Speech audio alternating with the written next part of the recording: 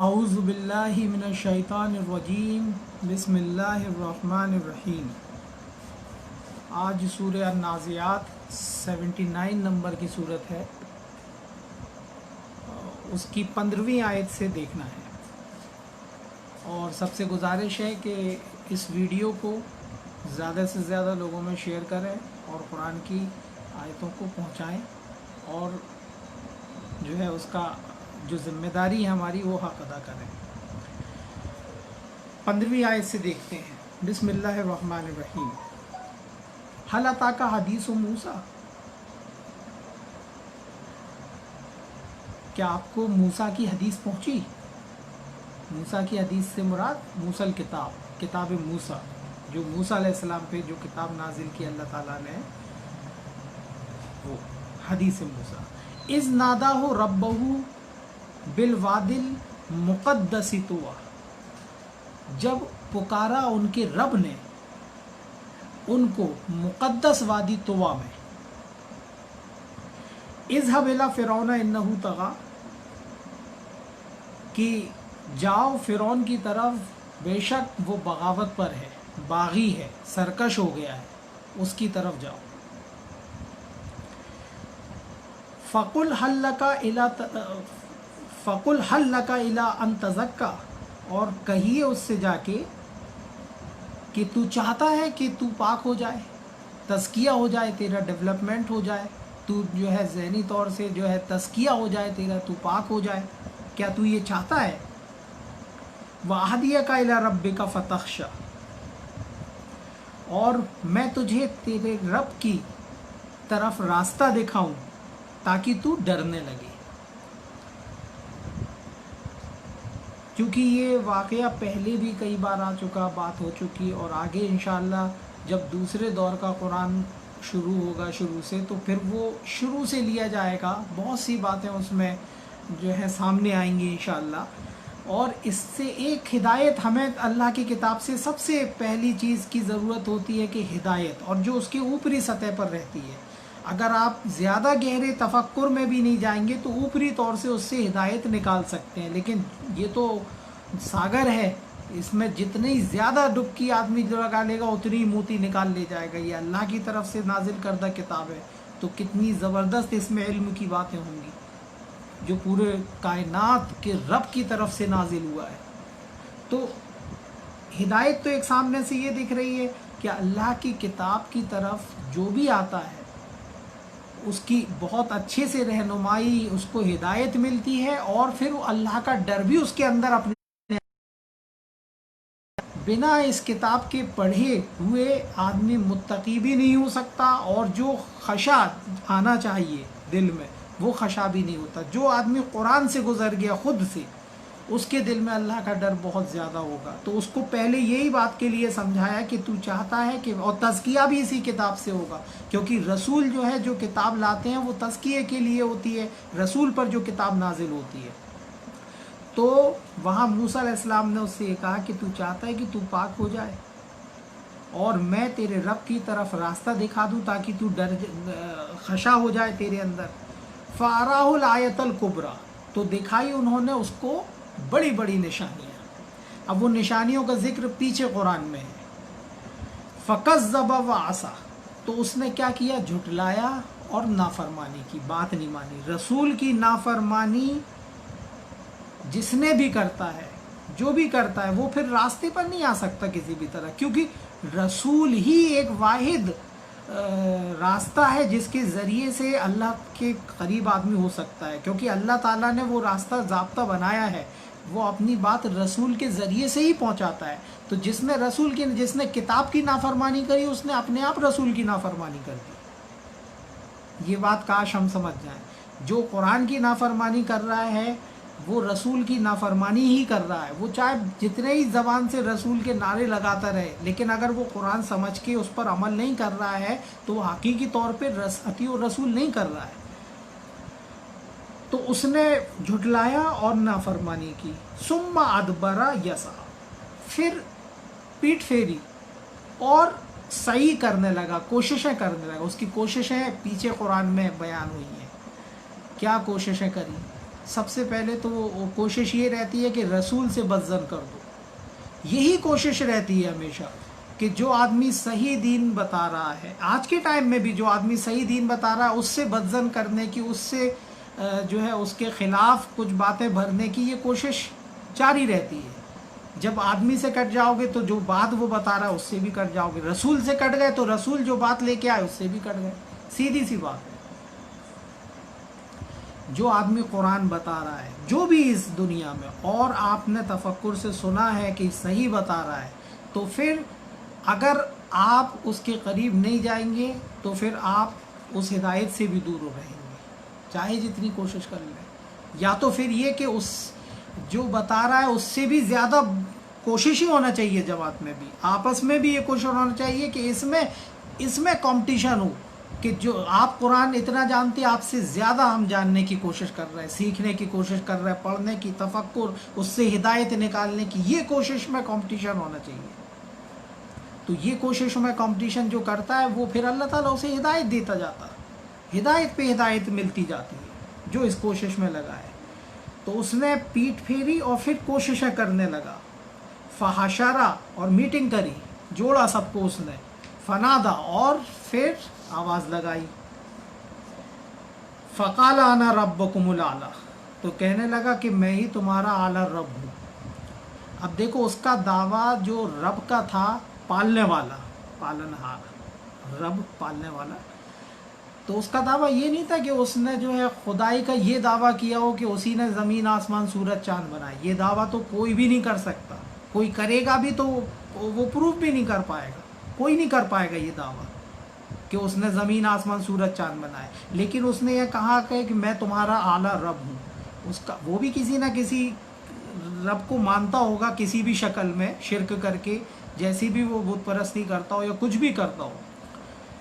لیکن اس کا یہ تھا کہ سسٹم اس کا مصر میں اسی کا سسٹم تھا، اور وہ کہتا تھا کہ یہاں میرا ہی حکم چلے گا.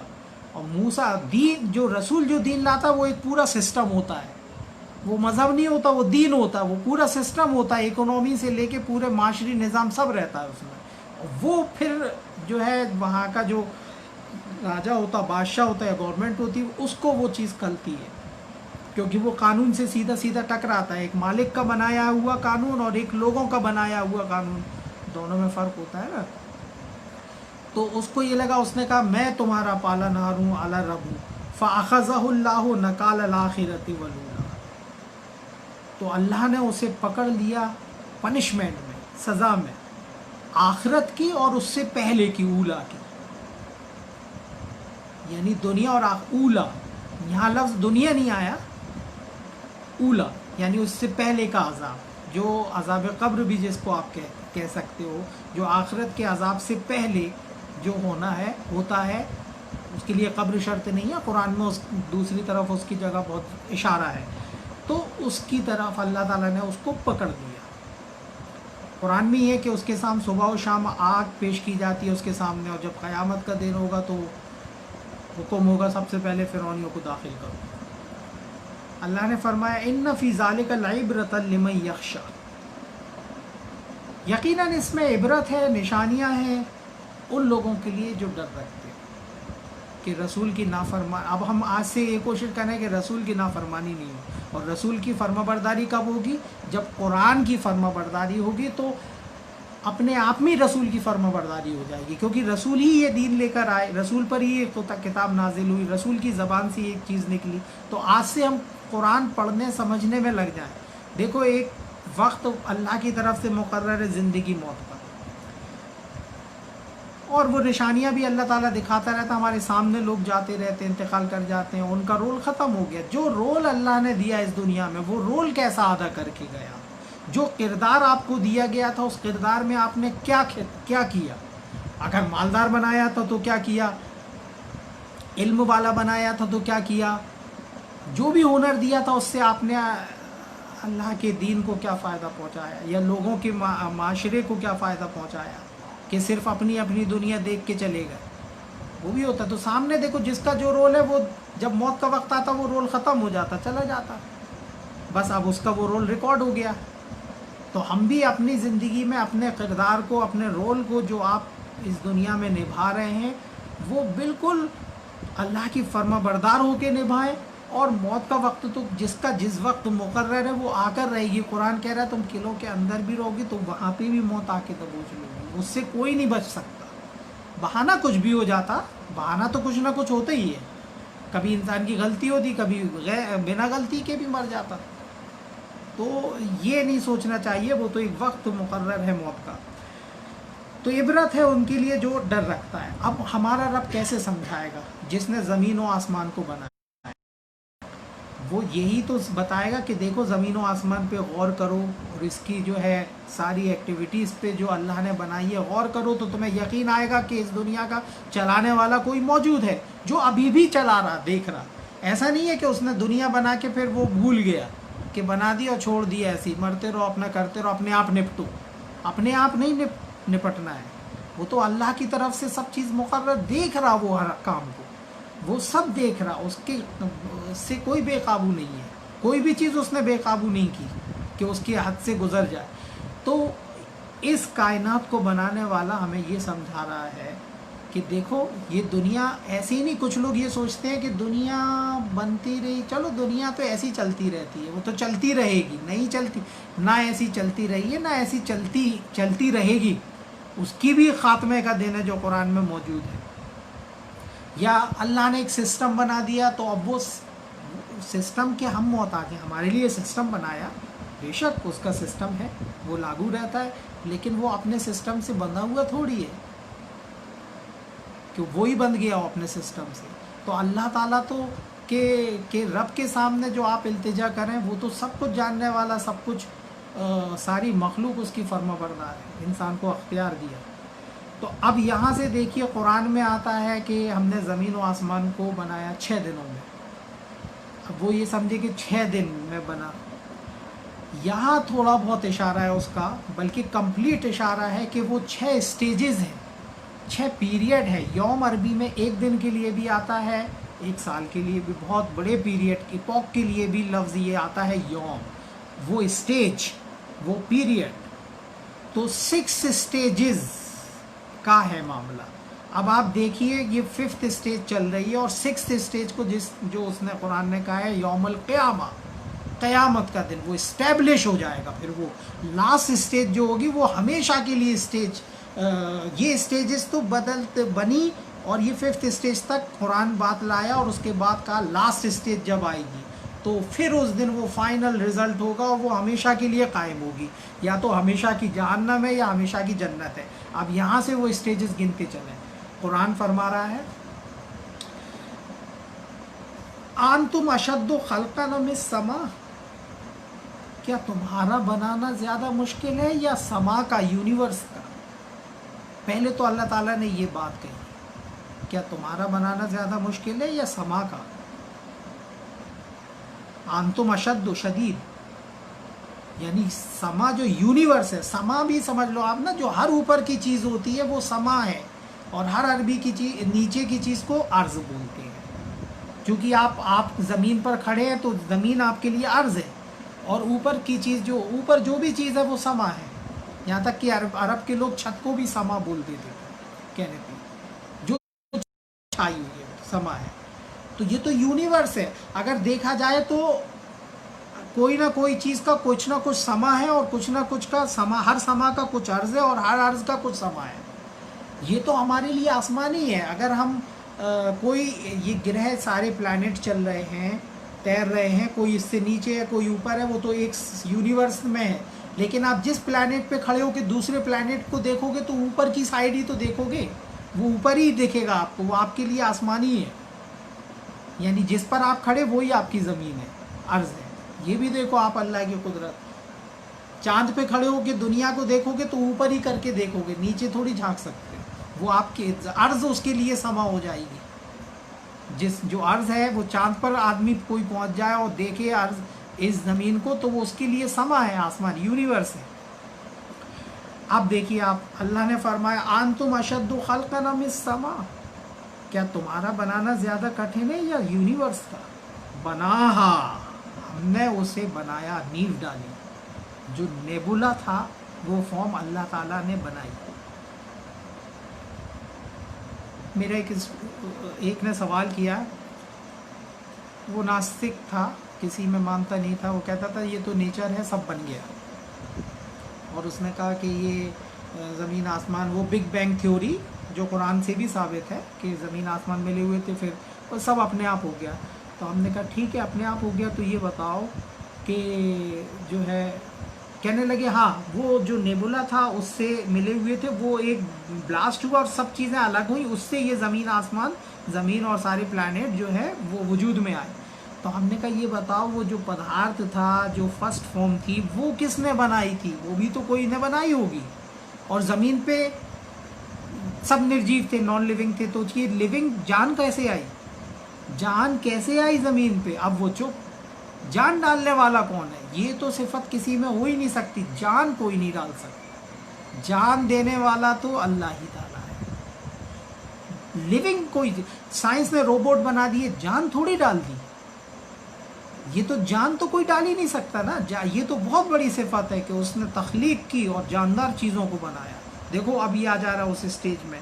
تو پہلی اسٹیج میں یہ بتایا کہ بنا، ہم نے اس کی نیو ڈالی، رفع سم کہا، اور اس کے سمک، اس کے آیتن کو، اس کے والیوم کو بڑھایا، فسواہا، تو اس کو ایک سا کر دیا، سوا ٹھیک برابر، ہر چیز سنتولت، بیلنسڈ کی.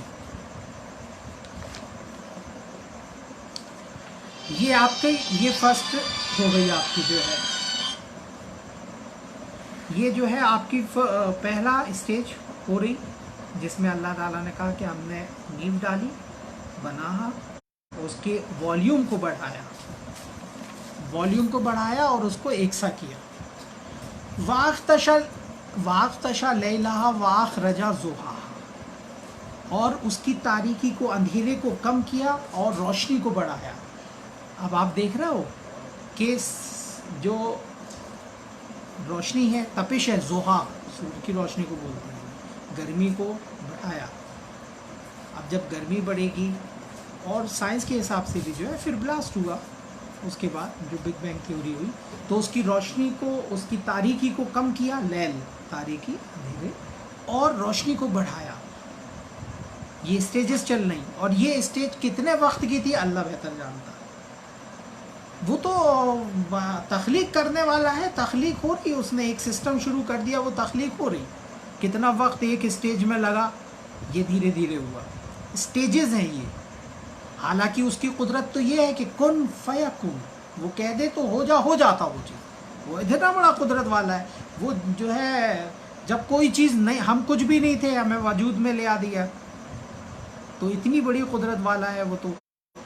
لیکن یہاں وہ اسٹیجز بتا رہا تاکہ انسان کو بتائے کہ یہ اسٹیجز ایسے چل رہی ہیں، اور لاسٹ اسٹیج آ جائے گی، وہ اس سے پھر بے فکر مت ہو، وہ لاسٹ اسٹیج آ کے رہے گی ہر حال میں. ہم تو پوری تکمیل کرتا ہے اللہ تعالیٰ اپنے کام کی، جب تک وہ پورا نہیں ہو جائے گا وہ لاسٹ اسٹیج آ کے رہے گی، اس کا ایک وقت مقرر ہے. وَالْأَرْضَ بَعْدَ ذَلِكَ دَحَاهَا، پھر اس کے بعد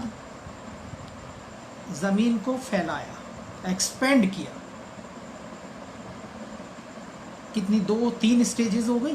وَالْأَرْضَ بَعْدَ ذَلِكَ دَحَاهَا، اس کے بعد جو ہے زمین کو پھیلایا. اخرج منہا ماءها ومرعاها، نکالے اس میں سے پانی اور بھوسا. اخرج ماءها ومرعاها، منہا ماء ومرعاها، اس سے پانی اور بھوسا. اب پانی تو حیات ہے، لائف از واٹر، یعنی اب زندگی کی یہاں شروعات ہو گئی.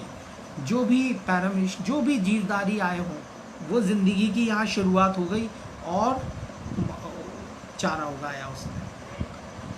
والجبال ارساہا، اور پہاڑوں کو جما دیا.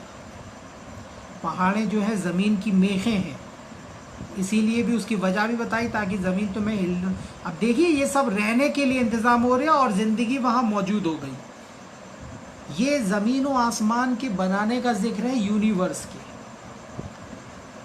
سمجھ رہے تھے آپ؟ جب جو ہے روشنی کو کم کیا، اندھیرے کو کم کیا، روشنی کو بڑھایا، پھر اس میں سے بلاسٹ ہوا، زمین کو پھینکا، باہر نکالا. یہ ارض مطلب سارے پلانٹس الگ الگ ہو گئے. پھر جہاں رہنے کی خصوصیت تھی وہاں سے پانی نکالا اور بھوسا نکالا، اور پہاڑوں کو جما دیا. اور یہ 5th اسٹیج جو ابھی چل رہی ہے، متاع لکم ولانعامکم، تمہارے لیے اور تمہارے جانوروں کے لیے. یعنی اب یہاں پر پورا سسٹم رہنے کا ہو گیا، اللہ تعالیٰ نے کر دیا. یہ اسٹیج بائی اسٹیج ہوا کہ اب رہو سہو. اب یہ اسٹیج چل رہی ہے. اب اس کے بعد لاسٹ اسٹیج جو آئے گی اس کو قرآن نے آگے ہی بیان کر دیا. فَإِذَا جَاءَتِ الطَّامَّةُ الْكُبْرَى، تو جب آ جائے گی ایک بہت بڑی مصیبت. طامۃ الکبریٰ، طامت چھانے والی، جو چھا جائے گی، یعنی بہت بڑی قرآن نے اس اسٹیج کو، اس یوم القیامہ کو، قیامت کے دن کو، اس آخری اسٹیج، یوم الآخر کہا نا، آخری اسٹیج، یوم الآخر آخری اسٹیج ہے وہ. اس کے بعد وہ اسٹیبلش ہو جائے گی، قائم ہو جائے گی. جو جیسا ہے ویسا ہی رہے گا. نہ وہاں موت آئے گی کسی کو، جسم الگ دے دیے جائیں گے. یہ جسم تو اس دنیا میں ختم ہو جاتے، جسم روح نکلی پھر جسم کا کوئی فائدہ نہیں ہے. جسم تو ہے، بس اس کو اپن قبر میں ڈال دیتے، پھر وہ وہاں نئے جسم دیے جائیں گے. قبر سے اٹھیں گے، زمین اس جسم کو کھا بھی جاتی. آپ قبر کھود کے دیکھ لو، ہڈیاں بچتی ہیں، وہ جسم ختم ہو جاتا. پھر فائنلی وہ لاسٹ اسٹیج میں جو جسم دیا جائے گا وہ اس دنیا کے آدھار پر فیصلہ کر کے ہوگا. پھر یا تو ہمیشہ جہنم میں یا ہمیشہ جنت میں. اس اسٹیج کو قرآن کہہ رہا ہے دیکھو سمجھ جاؤ، وہ اسٹیج آئے گی اور اللہ عادل ہے، وہ انصاف کر کے رہے گا. اگر ذرا بھی بدمعاشی کی ہے تم نے اپنی زندگی میں، تو اگر ذرا بھی بے ایمانی کی ہے، جھوٹ سے کام لیا ہے، فریب سے، دھوکے سے، تو اس اسٹیج میں بھگتنا پڑے گا ہمیشہ ہمیشہ کے لیے. تو اتنا رسولوں کو بھیج کے سمجھایا گیا کہ دیکھو ڈرو اس اسٹیج سے، وہ آ جائے گی. اور آدمی جب مر گیا تو پھر اب کو اس کی تو یہ اسٹیج ختم ہی ہو گئی. وہ اب یوم القیامہ میں ہی اٹھے گا نا، قیامت کے دن مبعوث ہوگا وہ حشر کے میدان میں. تو اس کو تو اعمال سے رہ گیا. ابھی جب تک رول ادا کر رہا ہو، زندہ ہو، تب تک کر لو، سوچ لو. تو جس دن فرمایا فَإِذَا جَاءَتِ الطَّامَّةُ الْكُبْرَى، تو جس دن آ جائے گی وہ بڑی مصیبت. یوم یتذکر الانسان ما سعی، اس دن انسان دھیان کرے گا جو اس نے کوششیں کری، جو اس کی کرتوتیں ہیں، جو بھی سعی ہے، جو اس کی کوشش ہے، اس دن اس کا دھیان کیا جائے گا، اس کو یاد آ جائیں گی وہ سب باتیں، وہ ساری ریکارڈ ہوگی. ہم سوچ رہے کوئی سن نہیں رہا، کوئی دیکھ نہیں رہا.